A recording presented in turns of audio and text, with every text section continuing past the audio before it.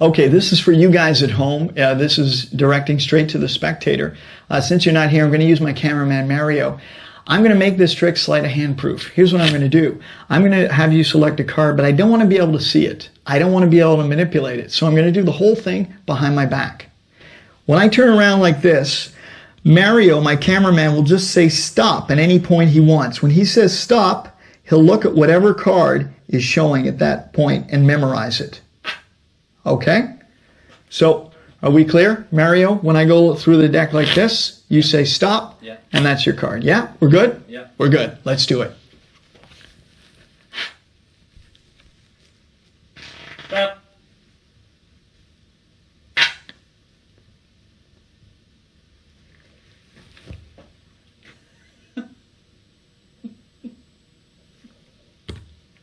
And the card is completely gone from the pack. The spectators can't examine it.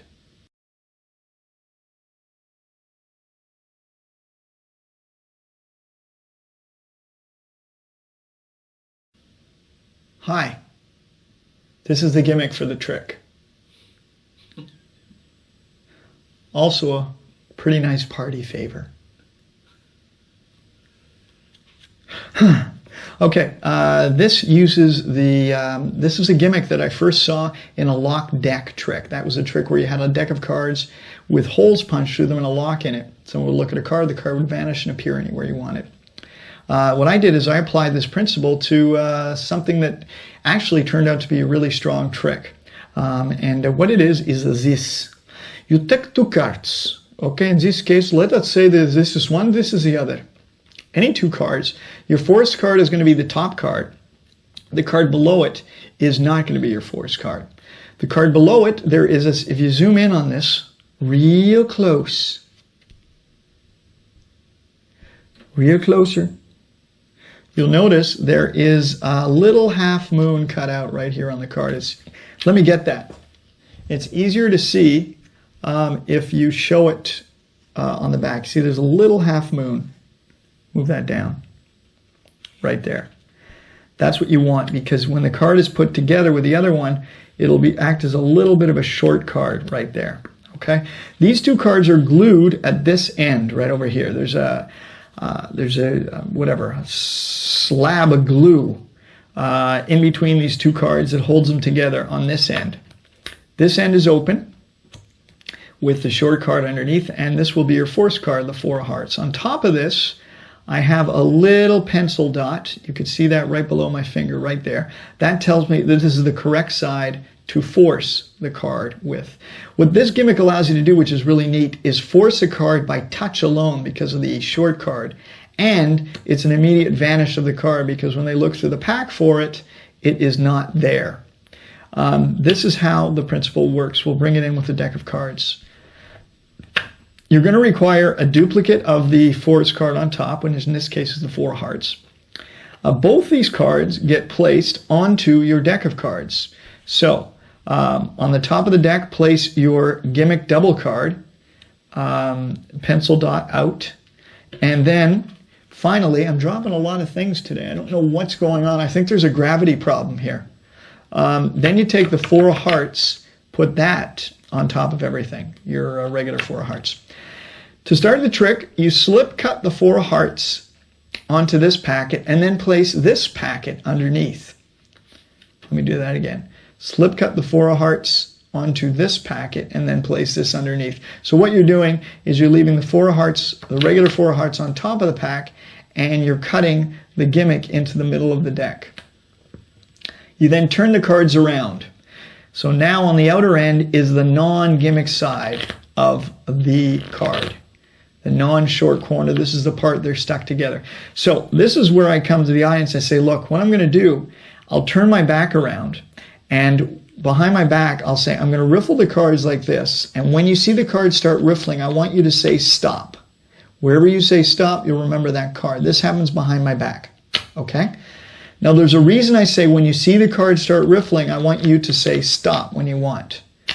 Because I don't want to have to talk to them at that point. I want to give them the instructions so that they'll know what to do without me having to talk, because I'm going to have a card in my mouth and I can't talk. I can, but it comes out a little bit muffled. So I want to make sure the directions are clear. So I'm going to turn around. I'm going to go through the trick. We'll zoom out a little bit. So glue part. I keep that part, the part with the card stuck together towards the audience. And I say, look, I'm going to go through the cards. You just say stop whenever you want. And that'll be the card. I want you to remember whatever card is facing you. I then turn around again, facing the audience. So now I'm turned around facing the audience again, and I give my second set of instructions. So I say, so you've got it, right? And there's a reason for this. I bring the cards up near my face, as if to demonstrate to them one more time in front of them. But this is going to do two things, but this is important. Again, when I riffle, the non-gimmick side of the card is facing them again. The gimmick side is facing me. So I say, remember, when you see the card start, you say stop, and whatever card is facing you, remember that card. They say yes, they've got it. Perfect. I say, great. I do this up near my face, so now I'm in a position. When I turn around, and I'm going to turn around from left to right, because I want the side with the hand with my that's holding the deck to turn. We're going to turn in that direction, because that'll give me more cover. So now, when I turn around, here's what happens. As I turn around, you know what? I'll give you the exposed view. Let's say this is the audience. Here's me turning around.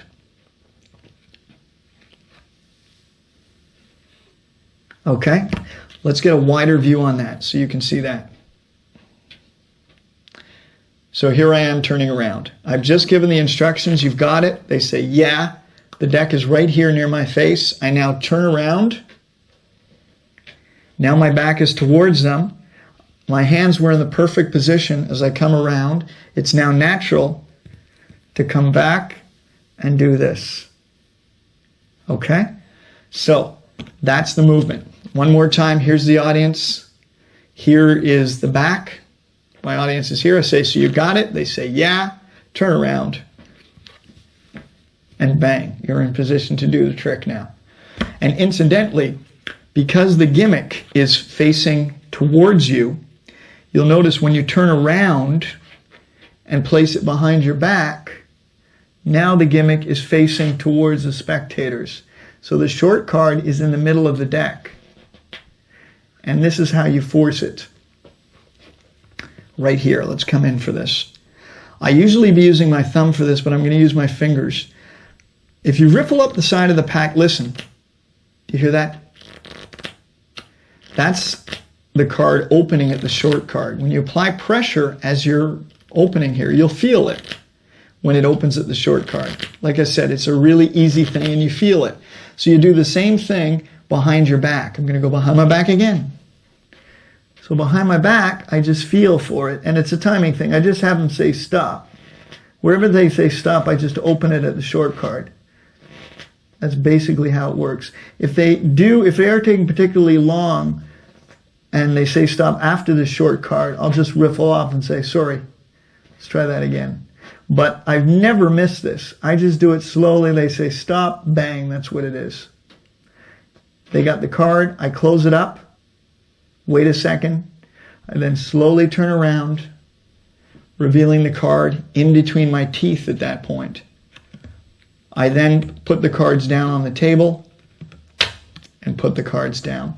It's up to them if they want to check the deck at that point. Sometimes they do, sometimes they don't. But either way, because of your gimmick now, when they look through the cards, they'll come to, they won't see their card because remember, that double card hides it. So they'll go through the cards and the force card will not be, sorry, I had another card in there. But as they go through, they will not find the card because of that double card. And that, ladies and gentlemen, is called behind my back. And this is my back.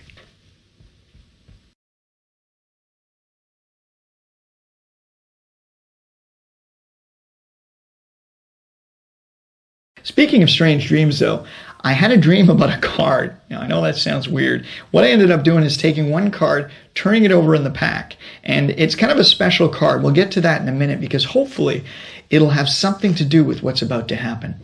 I'm going to spread out the cards, and in this case, I'm going to have my cameraman just think of a card and name it. Anytime today. Three of Hearts. Three of Hearts. Okay, do you want to change your mind or you're happy with that? 8 of clubs?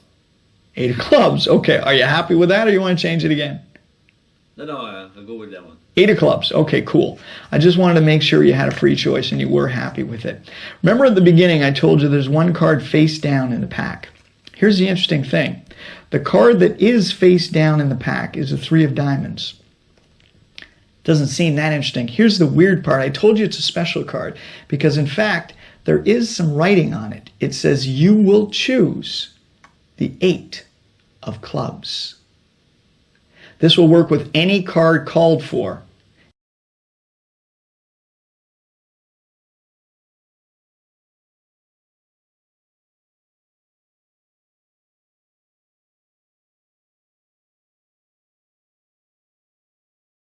Guys, here's the explanation for Gobsmack Pack. The trick is self-working. That's the good news. No skill required, so you can concentrate on the presentation. There's no rough and smooth, so you can fool the magic boys. And it's a lot of fun to do. And here's how you do it. What you're going to need to do, there is some preparation. Here's the actual gimmick pack. It's a gimmick pack that you make at home. You're going to require, what you require are 20 double facers. I'm going to show you exactly what double facers you're going to need. The rest of a regular pack of cards. I'm using red back bikes. And a double backed card, which matches the back of the cards you're using. Okay? As well as a Sharpie marker. We're going to require about half an hour of preparation. Once it's ready, that's it. You can use it for years. So here's what happens. You're going to need 20 double facers, and you get them out of a standard double facer pack. These sell for about $8, $9. I'm not sure how much. And they consist of a whole pack of cards, which are double facers. From this pack, you're going to grab these cards, and I'm going to read them off. 8 of diamonds, 2 of hearts, 4 of spades, 7 of hearts, Queen of hearts, Jack of spades, 2 of spades, Ace of spades, King of hearts, 8 of hearts, 9 of clubs, 4 of clubs, 6 of diamonds, Queen of spades, 5 of diamonds, 10 of spades, 7 of clubs, 7 of spades, 5 of spades, 9 of diamonds, and 8 of clubs. One more time in Spanish. Ito te carocci. I don't speak Spanish. So those are the double facer cards you're going to need. Okay? Now, the reason I chose these, because out of this pack of double facers, these are the only cards which each have a different backed card on them. There are other double facers in the pack, but they have the same face on either side. You don't want that. You want cards with different faces on either side. Like 4 has an ace, 7 has an ace, Queen has a 9, etc. Okay, that's the first part. You have these cards. Now what you're going to do, on the other side of each of these cards, when I turn the 8 over, in the bottom right-hand corner with a Sharpie marker, I write, you will choose the 8 of diamonds. The card I mark here corresponds to the card on the other side. So you're going to do that with each of these. On the back of this one is, you will choose the 8 of diamonds. On the back of this one, again in the bottom right-hand corner, you will choose the 2 of hearts, which corresponds to this card. Same idea. The 7 of hearts, you will choose the 7 of hearts on the back. Okay? You go through the entire pack and you do that. 4 of spades, you will choose the 4 of spades. So you go through the whole pack and do that all the backs of all these cards. You put them all back so that all the writing on the other side is on the bottom right-hand corner. You'll find on some of them, like the king, for instance, I just write it on the kind of the bottom right-hand side border, because that's where there's enough writing to put it there. But most of the other cards, you can write it sort of in the bottom right-hand corner. Okay. These cards all are going to be face up, writing side down, so no one sees any writing. They're on the top of the pack. It doesn't matter the order of these cards. It can be any order as long as all the writing is face down. Audience doesn't see it. Then you're going to find the rest of a pack of cards from a regular deck that do not have these cards in them. that do not have these cards. I'll read them off to you really quickly. So, from regular deck, these are the cards you want. Ace of clubs, 9 of diamonds, Jack of hearts, 4 of spades, 10 of hearts, 2 of spades, 2 of hearts, 5 of hearts, 10 of spades, 7 of spades, 4 of hearts, 6 of spades, Queen of diamonds, Queen of clubs, 8 of diamonds, King of clubs, 7 of diamonds, 9 of clubs, 6 of diamonds, Jack of clubs, 3 of diamonds, 8 of clubs, Ace of diamonds, 3 of clubs, King of diamonds, 5 of clubs. One more time in Greek. Sorry about that. Okay, now, last thing you need is the old double backer. You place all the double facers, writing side down, onto the face of your regular pack of cards. You're going to have one little key card. In my case, that is the Ace of Clubs. I remember the Ace of Clubs because that is the first card of the regular deck. All the cards above that are the double facers. Okay? This double backer is going to go about 10 cards from the bottom of the face-up pack, roughly. Doesn't really matter. As long as you spread them out and you have a face-down card, roughly 10, 12, somewhere in that, between 8 and 12 cards from the bottom. So now you can spread out your whole pack of cards. The audience will see a full pack. For your magicians, you can show that they're not they're not rough and smooth or anything. There's actually 52 cards here with one turned over. Here's the psychology here. To the audience, it seems they remembered any card in the deck. That's not the case, though. You spread them out, you show them your prediction, and you say, I want you to think of any face-up card in the pack, which they do. So that's their initial idea of what the effect is. I thought of any card. They could think of the 3 of diamonds, Queen of clubs, doesn't matter. You then spread the cards. Say you're thinking of a card. I tell you what, actually I want you to think of a card that you didn't even know you'd be thinking of. So here, think of a different card you see. At that point, now I only spread the cards to my key card, the Ace of Clubs. But if you do it casually, it seems like you're just spreading the whole pack again. But in reality, you're only letting them see the double face cards now. So they think of any one of these cards they see. You then close the spread. You reiterate, you say you could have thought of any card. In fact, you're thinking of a card you didn't even know you'd be thinking of. What are the odds? What's the name of your card? They name it. At that point, you spread through. Let's say they named the 9 of diamonds. You spread through. You pull out the 9 of diamonds. You out jog it and pull it right out. So you could have thought of any card. You name the 9 of diamonds. As you're saying that, you just kind of thumb down near the bottom and just put the 9 back in the pack. Doesn't matter where it goes, as long as it's somewhere near the bottom, like that. Okay? Because what you want to try and do is get it sort of near where your face down card is. See, it's not even close now. It's about 5 cards off, but it'll still work. So you put that back in there. You say you could have thought of any card. You thought of the 9 of diamonds. You say, remember, I turned one card face down.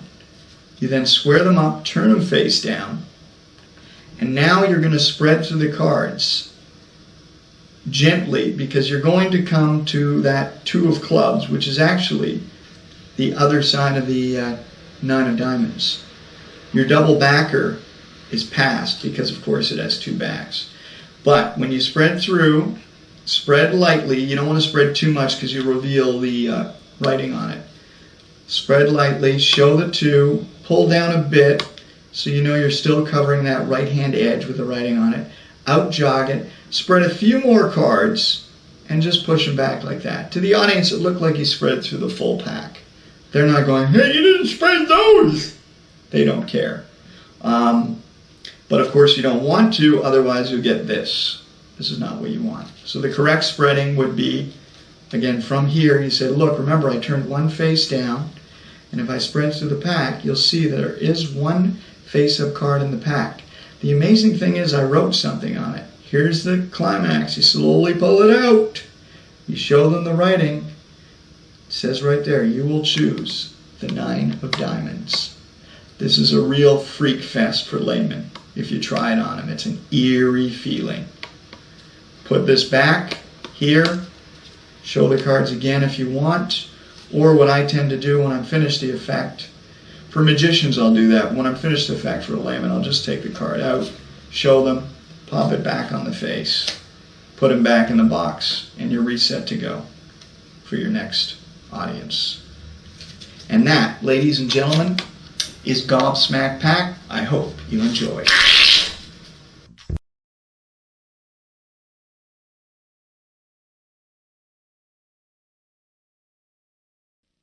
You want to see some magic? Sure. Okay. In fact, what I'm going to write right here is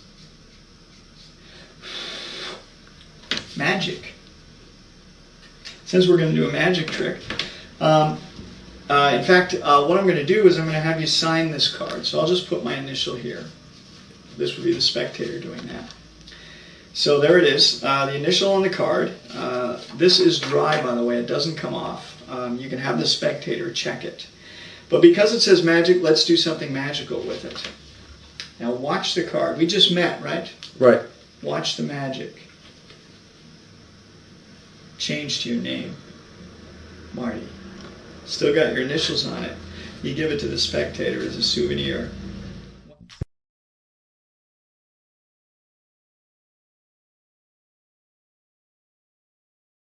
This is a really cool opening effect I always use when I'm doing table hopping and I want to use my cards. Walk up to a group, I introduce myself, and this is a trick I do. I say, let me show you guys. You guys have probably all seen magic markers. You ever wondered why they call it a magic marker? Probably not. I'm going to show you. Actually, what I'm going to do is I'm going to draw some marks on this card. Because they came from a magic marker, these are what I call magic marks. You ever feel a magic mark? Go ahead, feel it. It doesn't come off, it's dry. In fact, what I'd like you to do, I'm going to show you something wild with this. I want you to sign the card. I don't want you to think I'm switching it, so the person would, let's say, sign it. So there it is. You sign the card, the marks don't come off. They're completely indelible. And watch this, something very strange with the magic marks. All I'm going to do is just shake it, and when in doing that, the marks move slightly. And if I shake it near you, sir, the person that's helping me, you'll see that the magic marks actually start to change into your name. And it's still signed. And you can keep that as a souvenir.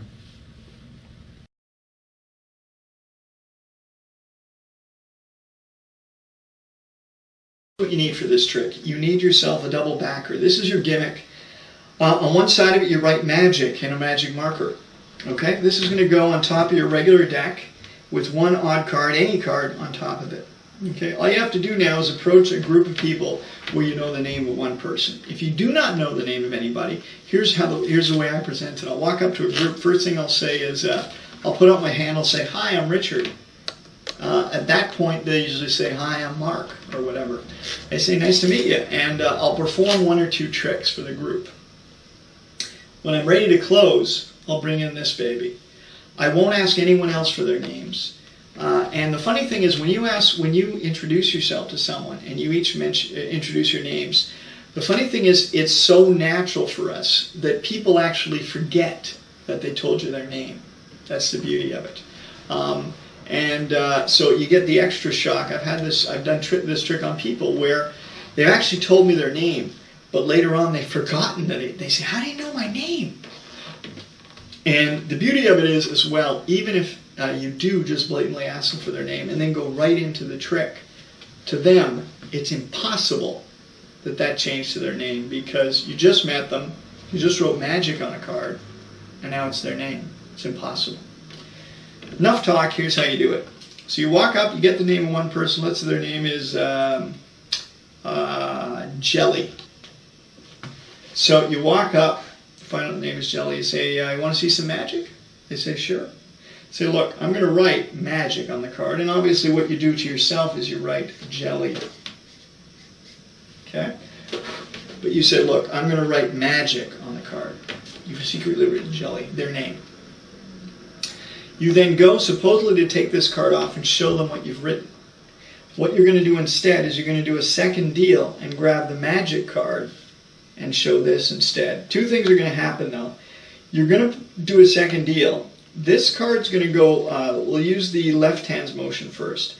As this hand comes away, as the right hand comes away with the card, the left hand will wrist kill like that. So it'll do this. Okay? The right hand will come straight away like this to show the card. Of course, you're doing this up here. You're not doing it down here. They would see their name. You're doing it up here. So you do the second here. You're going to, the left hand is going to do this to wrist kill. And the right hand is not going to do this because they'll see it back here. So what it's going to do is you're going to start kind of on an angle and it's just going to come out this way quickly. And you're doing it on the offbeat. No one's even looking. They think, okay, he's writing magic. I wrote magic, great. So it's done very casually. Okay? I'm going to show you one more time from your perspective. You've just written the name. Come here. Slow motion is this. Slow motion, this. Quick motion, I'm going to write magic, boom, there it is, and you show it. So you're now here. This is wrist killed. You come and add it back onto the deck, and you kind of reverse wrist kill. You come back and hide this card, because you don't want to see that name, and put it on top. Now you do a double lift. You have them sign this card, put their initial on it. At this point, you're home free. There's one more slight coming up. You blow on it. You tell them that this is dry. You're now going to do a KM move. Here's what a KM move is. You're going to hold the double card here. This is two cards held as one. And you're going to pull it down to the bottom. Your fingers will naturally catch the card on the bottom. And they're going to pull it out like that. So that's what's happening. Comes down, contacts these fingers, pulls it out like that. It's perfectly natural too, because you're talking about that it's an indelible marker. It doesn't rub off, and it's natural. I'm going to bring my thumb over and go like this on the card. In that action, I pull that as my thumb goes there. So it's a very natural action. What looks like an actual speed is this. So it looks natural, like the writing doesn't come off. You're now going to put this back on the deck with a reverse wrist kill again, because now you got a face-up card here, which is the signed card. So you've just done that. You come back, place it on the pack without them seeing the face-up card like that. You have the rum on it. They make sure that it's an indelible marker, it doesn't move. You then grab both cards, the double, right here. And you're going to do basically the twist move. You're holding it between your right second finger and right thumb by the upper left corner and bottom right, and you're going to kick the card around with your third finger like that. You're basically revolving it. Okay? So here it is. Your third finger kicks it. This finger pushes it around. So that's it. That's basically it. If I don't move my hand, this is what's happening. But if I do it while shaking my hand, it really gives the illusion that it changes. You're now perfectly clean, because this card is now your double. With the magic card face down now. This one's facing the audience, and it's got their name on it. You give that to them as a souvenir, and you are squeaky clean. Either ready for the next table if you want to do it again, or get rid of this and go on to your next trip. Oh.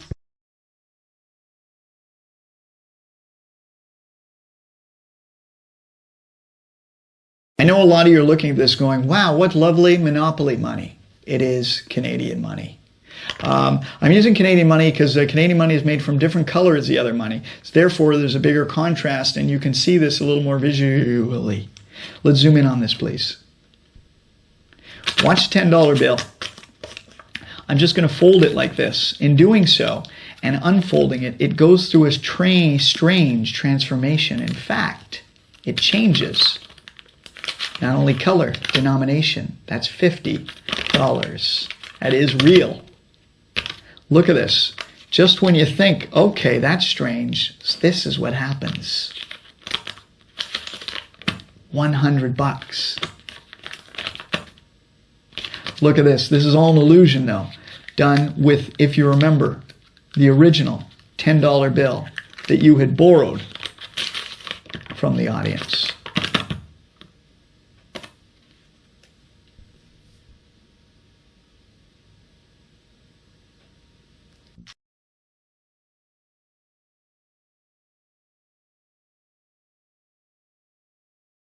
Here's how we do the trick.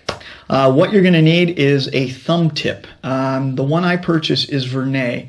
I highly recommend them to all the magicians that like thumb tips. Actually, it's the only thumb tip I know, and I don't highly recommend it. I use it, but whatever. If you like any others, I use them.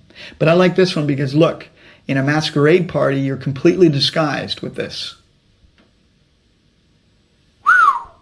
Filming a little too long here, folks. Okay, here's the idea. Get a thumb tip, and I'm going to show you the basic gimmick that you're going to make. I'm going to unfold these bills. This is a $50 bill Canadian. If you're using American money or any currency, this will work as well. You need two bills. The bills actually don't even have to be the same size. They can be two different size currencies. 50. If you fold it like this, this is your perspective. Fold the left side, this is the audience over here, this side forward, this side down, this side forward, and you're going to be left, you're going to fold the last part down, so you're left with a bill folded into 16ths. Fold that back up. You'll be left with a little bottom, the bottom half of that fold. You'll see a crease in the middle. You're going to take another bill, and you're going to glue it to that corner. I'll just demonstrate with this bill. So if you fold it this way, this way, this way, and then fold it one more time this way, it's this corner that you're going to glue your bill, your other bill to. Okay? So if you look at the creases on the bill, if we can zoom in on that, it's going to be that little crease in the corner. Okay? And what you're going to do is you're going to fold two bills in the exact same way. So you fold two bills like this. Okay, that's one bill. Then you're going to take another bill. Okay, we'll use an American bill to show the additional fold. So come down here again. So you folded your one bill this way. You take the other bill, you fold it the same way. Fold once this way, once this way, once this way, and once this way. It's a little tougher, the first fold, especially this one. This is a rather a new bill. You're now going to take this, when you're folding it, you want to make sure that the folds are even. I'm doing this quickly for camera, but you want to be sure that the folds are even on each fold. So every time you fold the bill, make sure that the ends are even. Okay? Even. And last one, even. I'm going to do this right here. You've seen the fold, but I'm just making sure it's relatively even. You're going to take some rubber cement now. This is rubber cement. You make sure it's rubber cement because what rubber cement will allow you to do is it'll allow you to glue something together and then peel it apart if you don't want to use it. So that's what you're going to do. If it's any other glue, you won't be able to peel it apart and you'll have to keep the bills together. So make sure you get rubber cement. You're going to apply some rubber cement to the two corners, two bottom corners. This corner, the two matching bottom corners, here and here for the bill. Then you're going to glue them together like so. Here are they. Here they are. You're going to flip this one face down this way. Okay? And you're going to glue both these corners together right here. Let's turn around. Okay? So let's bring it back again. These are the two bottom corners folded in the exact same way. Take one of the bills and turn it over like this. And you're going to glue it right there. So what you're going to end up with is kind of a like a little S like that. You're going to push both of them together. Anyways, what you do end up with is this. Those two bills are glued together in that corner. Okay? Now, these get pushed flush like that, so they're all both folded. They're glued in the middle, as we just described. This is going to get pushed into a thumb tip with the smaller denomination on top. And that gets pushed into your thumb tip with your thumb on top of the bill with the smaller denomination. The larger denomination is towards the bottom. That gets pushed into your thumb. Okay? We could zoom out for this. Perfect. So there we go. We have a bill which is folded, smaller denomination on top, and pushed in the whole parcel in your thumb tip. I'm now going to show you how to do the actual bill swip. Let's do it. Your thumb tip's ready. Your bill's ready. We're going to do this from your perspective. So we're going to do an over-the-shoulder perspective. Here's how you do the bill fold. Fold once. Fold twice. Fold 3 times. As this hand pushes in, here's what's going to happen. Your left thumb, your right thumb is going to slightly move up like this. When it moves up, the left thumb is going to grab the thumb tip. Keep hold of it. As the right thumb moves out, what will happen, it'll naturally pull out the bill with it because it's moving out, and it grabs the bill with it behind. This kind of gets left held by the thumb and fingers. It can be put in the finger palm, or it could be held with the thumb like that. The left thumb then regrips this piece as the right hand lets go to square up in the back. You're now going to push this parcel. It's going to go around to the front. Here's the side view. It's going to get pushed. I'm going to show you without the right hand. It's going to get pushed up and over like that. Okay? It's going to get pushed up and over. From your perspective, here's what happens. Your second finger comes in. You kind of clip it here and just push with the thumb here and the fingers here. So you're twisting it over like that. So now your parcel is in front, closest to the audience. This bill is here. You then take your index finger, reach into that little crease in the front bill, which will be your 50, unfold it like that. Okay? You're actually unfolding that front gimmick. Now as you reach into this crease with the right hand, you put all your fingers in, re-grab here. Your thumb's going to pull back on the bill as your left hand grabs the thumb tip over here to open up the bill here, to leave the fingers open, to open up here. As it does, this gets placed here. As this is opened up, it gets pushed back into the thumb tip. You then continue to unfold and unfold. You hold the gimmick here. Because it's glued, you can actually open it and show it there quickly. There could be a little edge here, so you want to watch your angles. I usually just keep hold of it here. Now to do your second change, you're going to do the same folding technique, but no thumb tip. Push here, push here, push here. Turn the whole thing around like you did before, but because it's glued, don't use your thumb tip here. Just push it around and open up that front piece, which will now be the 100. Open up this piece with your fingers. Same technique as you did before, but without using the thumb tip. Show the 100. Okay? That's it there. You now come back to finish it. You fold it this way, fold it this way, fold it this way. Same technique as the bill switch. Pull out, fold the whole thing round. Now your original bill comes into play. You unfold the original bill in front. Unfold here. This gets wedged back into the thumb tip as you unfold, as you did at the beginning. You unfold this bill. You show it as their borrowed bill. You hand it back to them. Go south with the thumb tip. And you're done.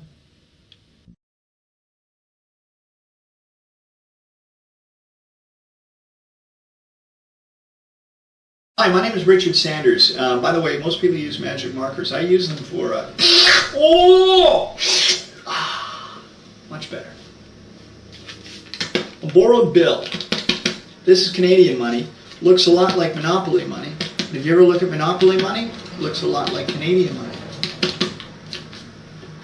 You have it signed. Okay, borrow any bill, have it signed. I then give the marker to my spectator as a souvenir. How nice. You take the borrowed bill, you fold it up in full view. They see the signature right until the last second when you take that bill and vanish. Gone. Alrighty, we'll do a card trick. No, I'm kidding. Actually, We'll do that trick again. Do you have another bill? No. Okay, you know what? Let's forget that. I'm a magician, right? I should be able to do something magical. That whole time, you've had that magic marker right here. And they call these magic markers for a reason.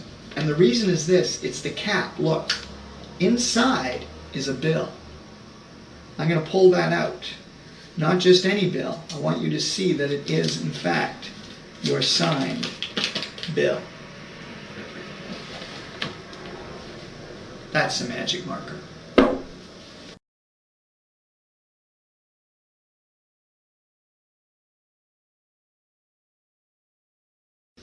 This is one of my favorite tricks to do table hopping, because you get a bill in a bill in an impossible location. That's practical. You don't have to carry a lemon with you or a big box. You've got a marker that people are using to sign objects with, and the bill appears in the cap of that marker, and then you're reset automatically for the next table. It's super practical, super fun. Here's what you need.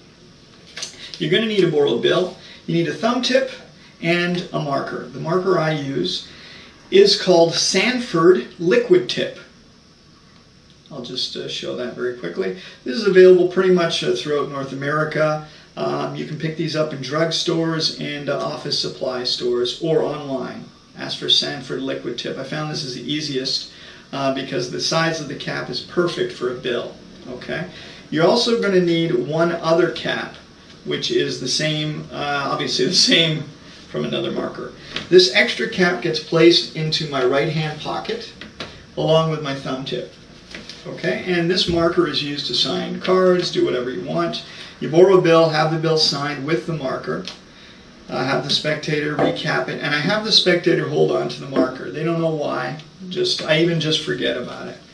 As they're doing that, my hands go in my pocket and steal the thumb tip. Now I take their signed bill and I fold it once, twice, 3 times. During that fold, I will transfer the thumb tip into my left hand. So on the third fold, I'll transfer the thumb tip to this hand. And I'll give it another fold, and then one extra fold. This is the fold generally used for the bill switch. I'm going to fold it one extra time, like that. So it's folded like so.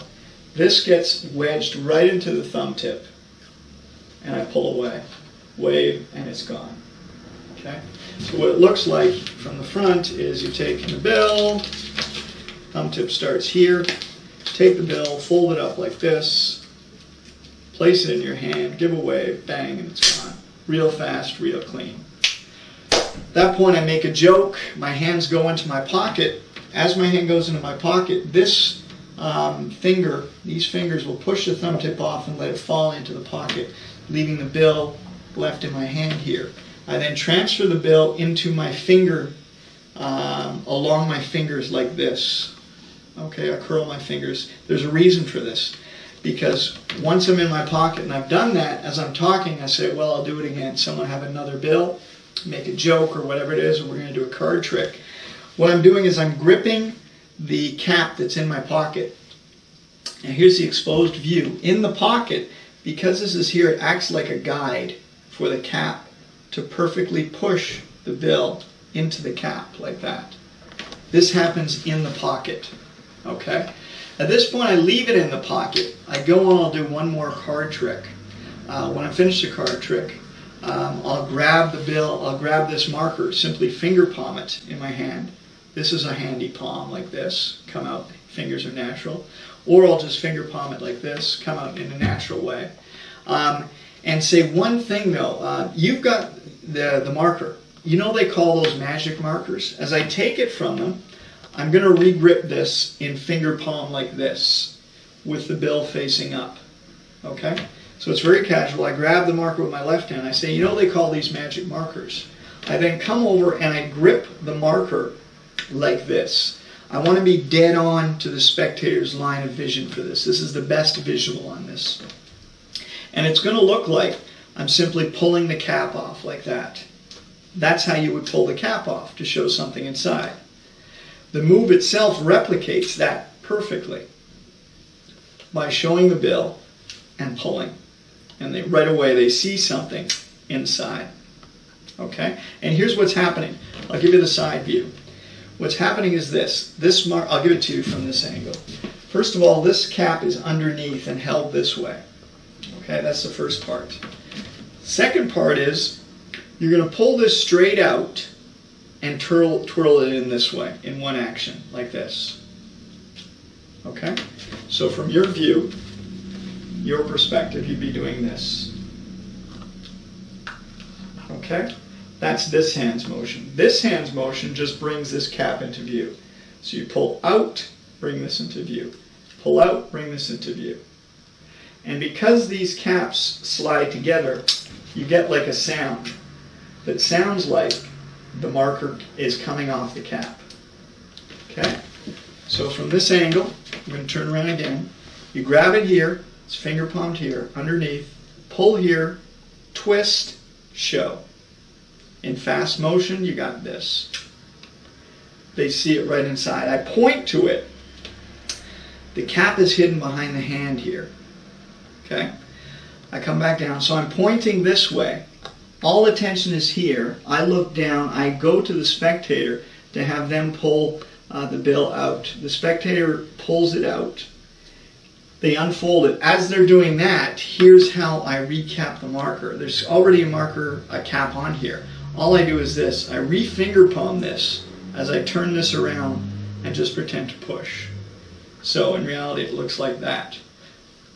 I now have the cap back here. So we're back where we started. Yeah, so here it is. You turn, pretend, this is really already on. You pretend to come here and push. All misdirection is here anyways. As they're doing that, I just do this. This goes down, this goes back in my pocket. They unfold it, that's the bill. You are now immediately reset to do your next table because your thumb tip and your cap are back in your pocket.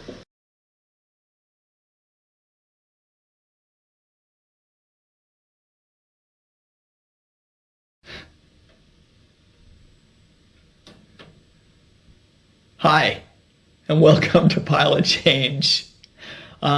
This particular effect, I'm actually smiling now. I'm very excited because this is the first time I have another human hand helping me out in a trick. What an exciting day. This is a trick you can do completely impromptu. You require no preparation, no advance notice. You can walk up to a spectator cold and do this trick. Let's get right into it. You walk up to a spectator who's holding some change. You say, wow, you've got quite a bit of change on you there. Do you mind if I borrow a penny? And you take a penny from them like that. You say, look, what I'm going to do is I'm going to squeeze the penny in my hand like that. And actually, I'm going to take a quarter from your hand and just wave it over the penny. When I wave the quarter over the penny, watch what happens. The penny actually transforms into a quarter. In fact, you can keep that.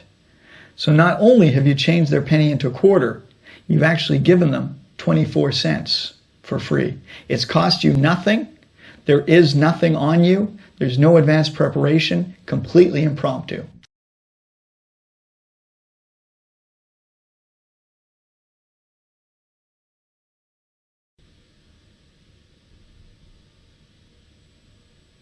Welcome to Pilot Change, the explanation. I'm still smiling because it's the first time I still have a hand helping me.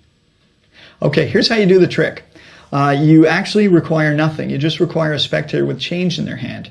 You walk up to the spectator. I'm just going to tilt your hand slightly like that. Thank you, ma'am. You're very nice. You walk up, and what you're going to do is you say, wow, you got a lot of change in your hand. And what you're going to do in that action is steal a quarter or any higher denomination coin in their hand, but they must have more than one of that coin. So if you have coins with $1 denomination in your currency, use $1 or $2. In Canada, we have $2 coins, so you can actually do it with that. But whatever it is, let's say you're stealing a quarter, you reach in, you grab it, and you're going to put it into palm position, just in the action of reaching into their hand like this and playing with the money. So it's done. So you reach in and palm a coin like that, and say, so the action is you come over, you go, wow, you got a lot of change in your hand here. You know what, you mind if I borrow a penny? You take a penny out of their hand and you hold it in your hand. You're now going to do a Bobo switch where you've got this coin palmed. You go to throw it in your hand, and in reality, you're going to keep it between your fingers and you're going to let the palm coin go.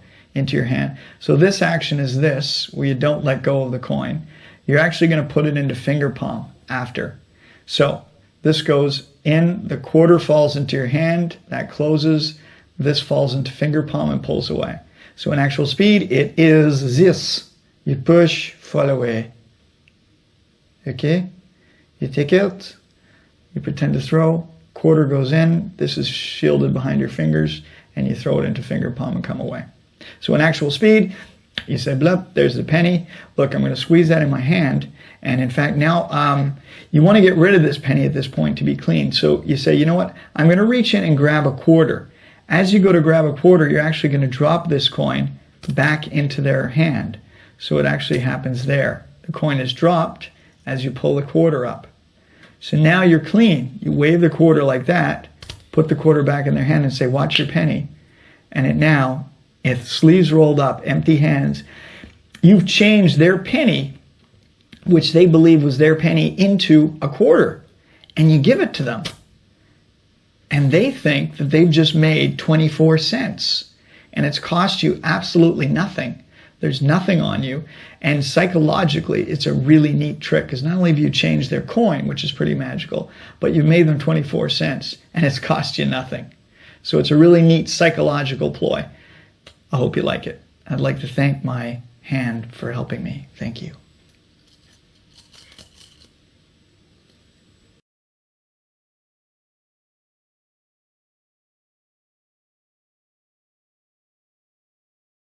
Here's a fun effect you can do to check the synchronicity between you and a spectator, to see if you're both in sync. Here's what you do. Grab a deck of cards. Come down to the table. You've got a spectator. What you do is you say, look, we'll cut the cards in half.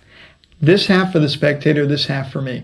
I ask the spectator to think of any number between, let's say, 1 and 15 to keep this from taking all day. So they get a number in mind. I say, I'm also thinking of a number.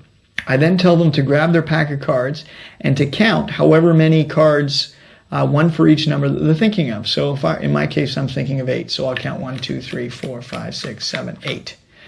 In their case, they might have been thinking of 3. So they'll count 1, 2, 3.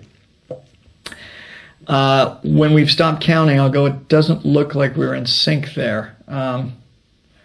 I had 1, 2, 3, 4, 5, 6, 7, 8 as my number. I tell them to take theirs and count theirs. They have 1, 2, 3. 8 and 3, not 2 in sync there. Okay, let's try another experiment. I tell them to cut off a bunch of cards, as many cards as they want, from the pile and discard them, pull them away. So I'll grab, let's say, that many, and they'll do that many. I'll say, wouldn't it be interesting if we cut to the same amount of cards? I ask them to count them. In mine, there's 1, 2, 3, 4, 5, 6, 7. In theirs, there's 1, 2, 3, 4, 5, 6, 7, 8, 9. Again, doesn't seem like we're totally in sync here. Or are we? Because we both cut to random places, different numbers for some reason, but yet we all seemed to be in complete synchronicity.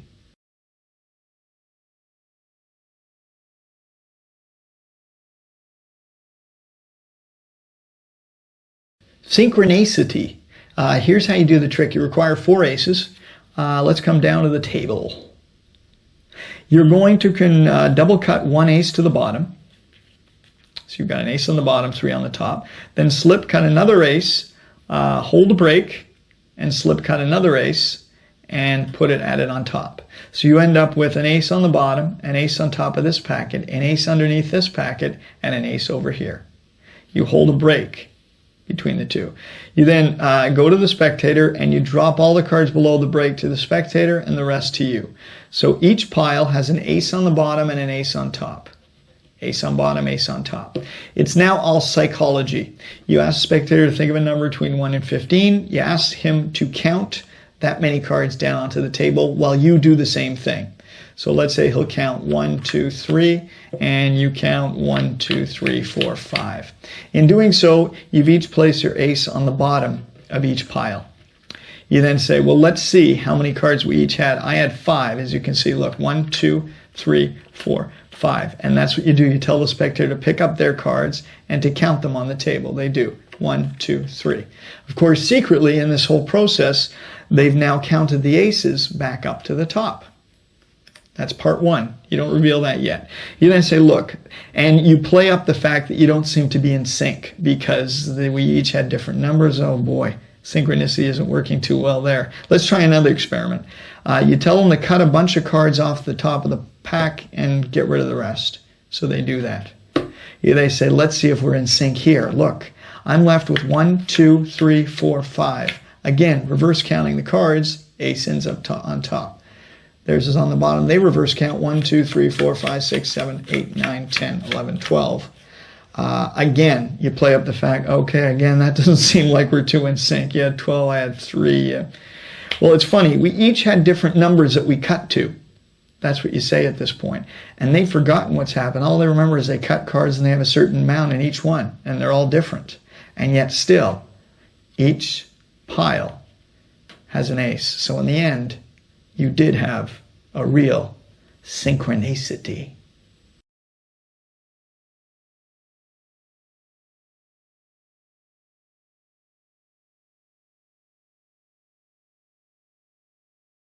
Let's not waste any words. Let's get right into it. Mario, can you just say stop? Stop.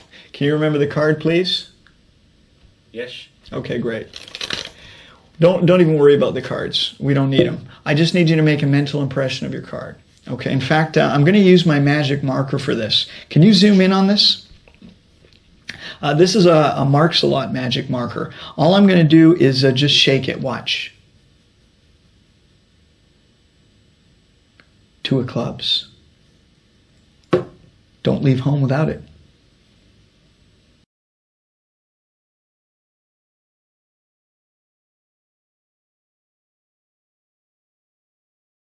Okay, as I said, this is a super easy trick to do, and you've been supplied inside your DVD with the special sticker that you will need to do this trick. I'm not sure what force card you're supplied with, but I'll show you exactly how to make this really cool effect. Let's go down to the table and check it out. What you're going to need are a Marks a Lot marker. These are available pretty much anywhere in North America. And the funny thing is, this is made in Mexico. I have no idea what that means. But these are very, very popular markers. And so what you're going to do is you're going to pick one of these up. Pick them up at pretty much any office supply store, or most pharmacies carry them. And if you're not from the U.S., you can order these over the internet. I believe they're available in Europe as well. Very, very popular. The brand is Marks a Lot by Avery. And what you're going to do is when you get one of these, in the DVD you'll be supplied with this type of special sticker. These were specially printed for this trick specifically. And they are copyrighted, by the way. So here's the idea. You will peel off the sticker of the Marks a Lot marker. As you can see, I'm doing this real time. Wow, I know what you're saying. Boy, that magician, he's macho. You see the way he flexed the muscles when it came off? Just stick it anywhere. I like to stick it here. And then perform. No. Put that here. We'll get rid of it. Then you grab this sticker and you peel it, I believe somewhere here. You bend it at the crease, or just find an area, and you peel off the backing. And then you are simply going to take it. You're going to do it so that the writing ends up closest to the cap. And you basically just stick it right on there. Twisty around. And you have what is basically a regular marker to all intents and purposes. I put that on rather quickly. I should have put that on a little straighter.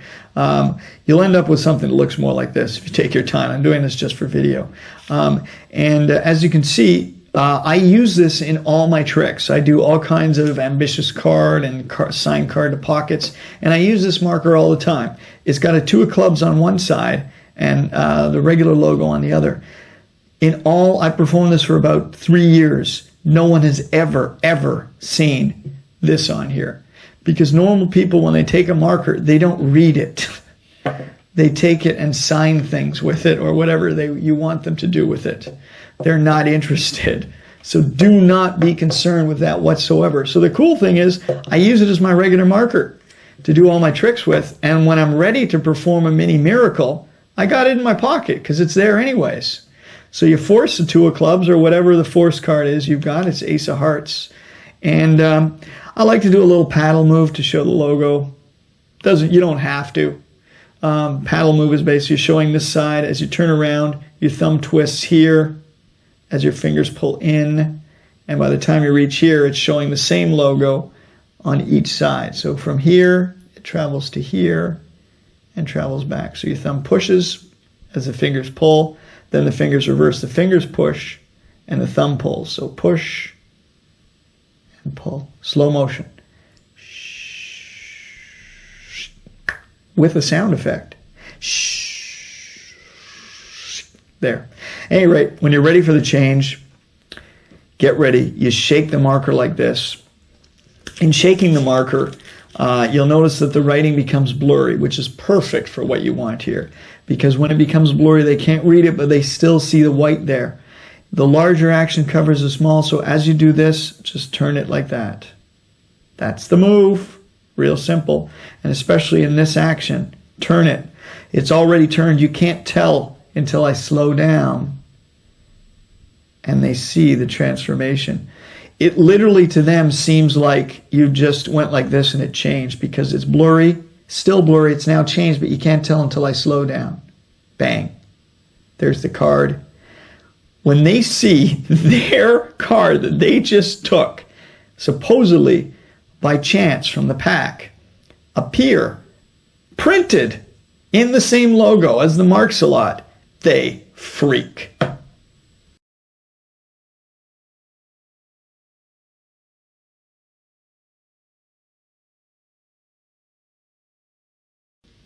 Okay, here's one other way to use the magic marker. We already know you can take it and obviously just shake it and make it change. But if you want to do it a little more interactively, although I love doing this, it's fun.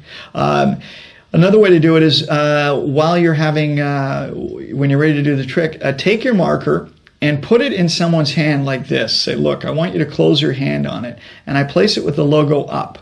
When I close their hand, let's get this out of the light. When I close their hand, I close it like that. So I'm actually flipping it over when I close their hand. So when I tell them to concentrate, and I really kind of present it as more of a psychic thing. I say, think of your card, really send the vibrations. And do you feel something happening to the marker? They say, no, whatever. I say, open your hand. When they do, they see 2 of clubs staring them in their face where they just saw the Marks-a-Lot logo.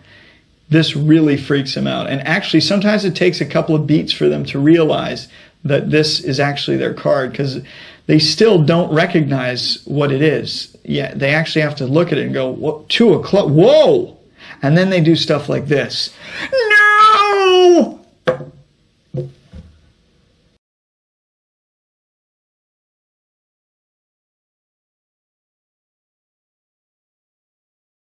You have a card selected. Let's say, cameraman, just say stop. Stop. Right there, huh? Look at it. Okay. Got it? Yeah. We'll shuffle it into the deck. I'm going to try and find it with the aid of my magic marker. Just going to wave it over the pack. And look. Is that your card? Nope. Hold on. Maybe you need to wave it. Now I give the magic marker to the spectator. When I hand it to them, I say, I want you to wave it like that. When I give it to them, I just secretly turn it over like this and give it to them. They wave it. They're not paying any attention, but I've secretly turned over so 2 of clubs is there.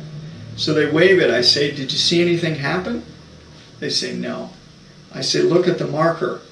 They're holding it at this point, keep in mind. They now look at the marker and they see 2 of clubs. They literally freak at that point. And say, not only that, would you turn the card over? They do, and it's changed to the 2 of clubs. Very, very strong trick for laymen. So, obviously the handling on this is very simple. You force the 2 of clubs. You've got your sticker on the magic marker. You force the 2 of clubs. You control it to the top. You do a double lift. That's not the card. I wave it with the marks a lot facing up. That's not the card. Put it down. Put the card down. Now it's a two of clubs.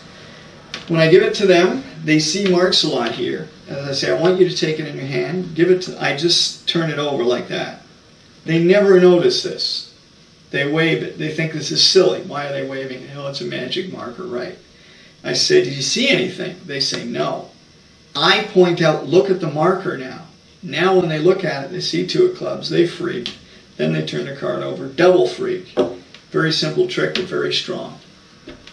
Thank you for your time and energy.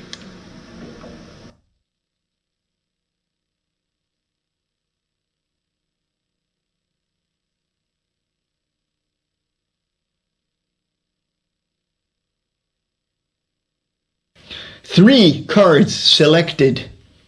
You're going to have your three cards selected. In this case, we'll assume that's the ace of clubs, two of clubs, and three of clubs. These cards get pushed into the deck, and you are ready to go.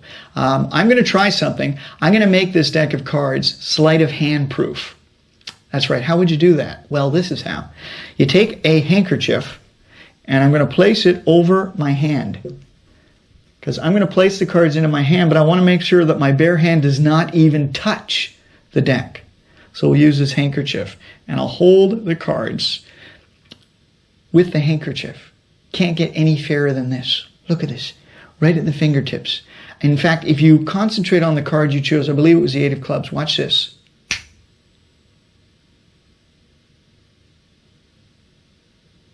Look at that. One card rises out of the pack. I want you to see this card is actually rising straight out of the middle of the deck. Come on out. Look at that. I'm going to grab that card right there. And in fact, we're going to cover the pack because some people think maybe there's some strings or something pulling the card up. So with the deck covered like this, and again, just holding it at my fingertips, you'll actually feel the card rising out. You'll see it. Watch. Look at that. Straight out of the middle of the deck. One more time. The spectator can grab these cards. And let's get in real close for this last card. One more time. The last card, the three of clubs. Watch it rise. Straight out of the pack. You can view this from all angles. From the side, from the back. The card continues to rise out of the pack. It's an all-around card rise, all angles. There are no gimmicks. The spectator himself removes the cards. The spectator can remove the pack from your hand, remove the handkerchief. There's nothing to carry. It's completely impromptu, an angle-proof rising card from the middle of the pack. No gimmicks. Borrowed deck.